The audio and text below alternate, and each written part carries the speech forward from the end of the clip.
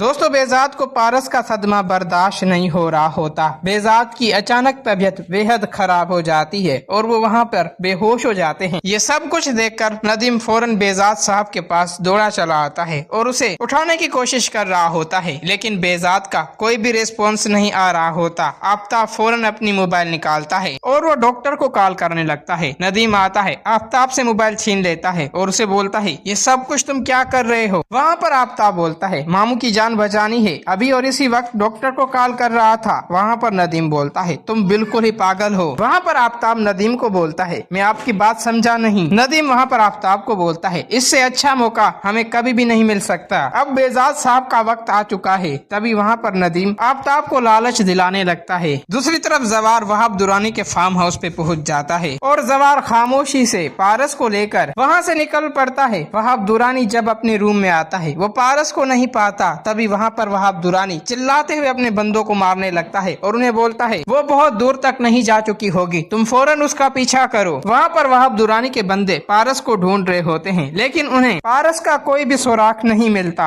दूसरी तरफ नदीम आफ्ताब को बोलता है, हमें अभी और इसी वक्त बेजात साहब की जान लेनी होगी और उसकी सारी प्रॉपर्टी पे सिग्नेचर करने होंगे, वो तुम्हारे और मेरे नाम हो जाएगी। ये बात सुनते ही वहाँ पर आफ्ताब भी नदीम की बातों पे आ जाता है। वहाँ पर नदीम सारे प्रॉपर्टी के कागजात लेकर बेजात साहब के पास आ जाता है और आफ्ताब देरी नहीं करता, बेड से तकिया उठाता है, बेजात साहब के मुंह पे रख देता है। तभी वहाँ पर जवार पारस को लेकर घर पहुँच जाता है। जवार और पारस जैसे ही रूम का गेट खोलते हैं तो सामने नदीम और आफ्ताब बेजात साहब की जान लेने की कोशिश कर रहे होते हैं। तभी वहाँ पर जवार दौड़ा चला आता है। वो आते ही फौरन नदीम को पकड़ता है और उसकी पिटाई करना शुरू कर देता है और वहाँ से आफ्ताब आखिर भाग निकलता है। पारस उसी वक्त रोते हुए पुलिस स्टेशन कॉल कर देती है। जवार नदीम को मार मार के उसे बेहाल कर देता है। वहाँ पर कुछ ही देर बाद पुलिस आ जाती है। पुलिस जैसे ही आती है जवार वहाँ पर नदीम को पुलिस के हवाले कर देता है और जवार फौरन बेजात साहब को लेकर हॉस्पिटल की तरफ निकल पड़ता है। हॉस्पिटल में वहाँ पर पारस रो रही होती है। रोते हुए जवार को बोलती है, जवार इन लोगों ने पापा के साथ ठीक नहीं किया। तभी वहाँ पर डॉक्टर आता है। जवार को बोलता है, अब आप बेजात से मिल सकते हैं, उसे होश आ चुका है। तभी वहाँ पर पारस और जवार फौरन बेजात साहब के पास आते हैं। वहाँ पर पारस रोते हुए बेजात को गले लगा लेती है और बोलती है, पापा मैंने नदीम को अरेस्ट करा लिया है, उसने आपकी जान लेने की कोशिश की है और मुझे किडनैप करवाने में नदीम और आफ्ताब मिले हुए थे। उन्होंने मुझे घर से जबरदस्ती निकाला ताकि वहाब के बंदे आएं और वो मुझे लेके चले जाएं। पापा मुझे उनकी एक भी चाल समझ नहीं आई। तभी वहाँ पर बेजात साहब पारस को गले लगा लेते हैं और बोलते हैं, बेटी तुम घबराओ मत, अब बहुत जल्द उन्हें सबक सिखाया जाएगा। दोस्तों अगर आप लोगों को ये वीडियो अच्छी लगी है तो इस वीडियो को लाइक करें।